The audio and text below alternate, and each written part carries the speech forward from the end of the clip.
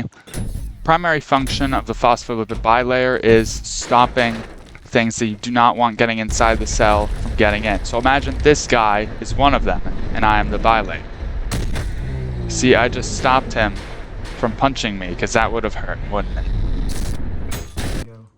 Okay, so the phospholipid bilayer is a two-layer membrane consisting of phospholipids with their hydrophilic head and hydrophobic tail. The purpose of the phospholipid bilayer is to keep bad stuff that no, you do not want in the cell out of it. Like imagine there's like a bad thing, it's mad at you. It cannot get in because of the amazing phospholipid bilayer. And you also want to keep good things inside of it, which it's able to do by being semi-permeable. Okay, so we have the amphipathic, yeah, I finally got it right, that took like 5 tries. Amphipathic layer, which is basically just describing the phospholipids, right? Because it's just describing anything that has a hydrophilic head and hydrophobic tail. So going more into the phospholipid, I did this thing, which is a bigger phospholipid. So it kind of shows hey, the phospholipid head, it's hydrophilic, it likes water, it wants water in it. Hydrophobic tail, no, it does not want water. Water is bad for that thing. It repels water. No water. So there are also integral and transmembrane proteins which help decide what stuff goes in and out. The specific one's the protein channel that lets oxygen in. That's how you survive. And the protein pumps uses energy, which lets in bigger molecules like glucose in. And peripheral proteins are on the outside of the cell. They also control what goes in and out.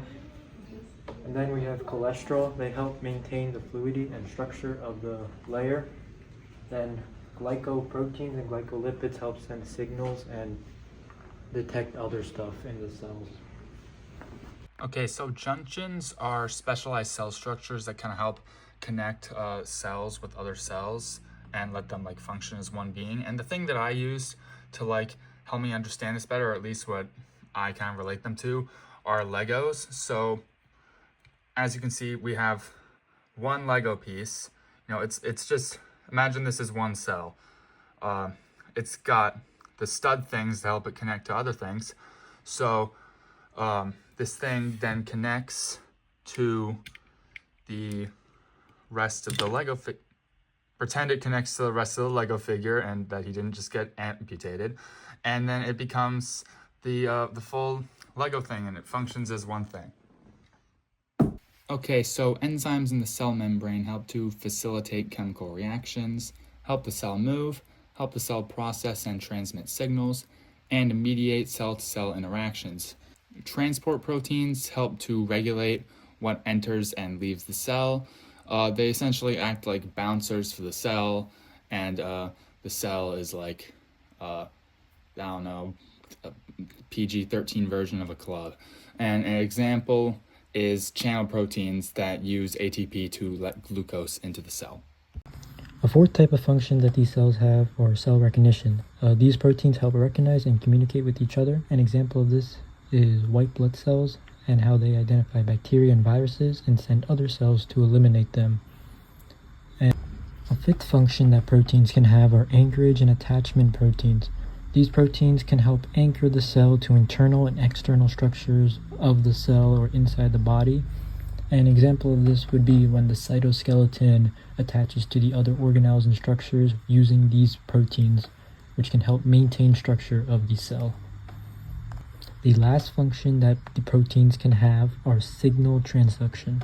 Signal transduction is when the cells receive an external signal, which then triggers an internal response in the cell.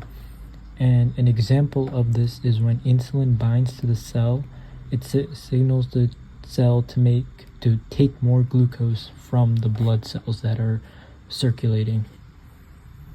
Creature of steel, my gratitude upon thee for my freedom.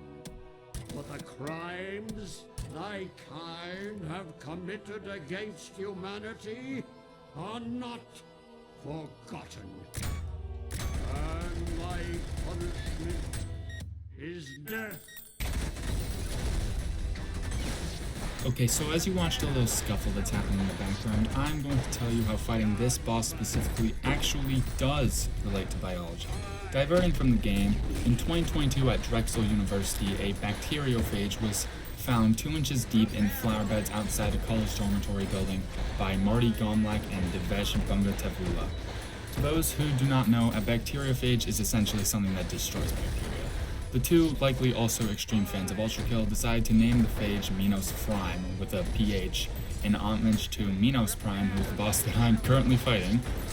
The soil it was found in was noted as wood chip heavy, almost imprisoning the phage inside of it, which was actually important in the naming process because before you can even fight Minos Prime, you have to fight the prison that is containing his soul, which is pretty deep.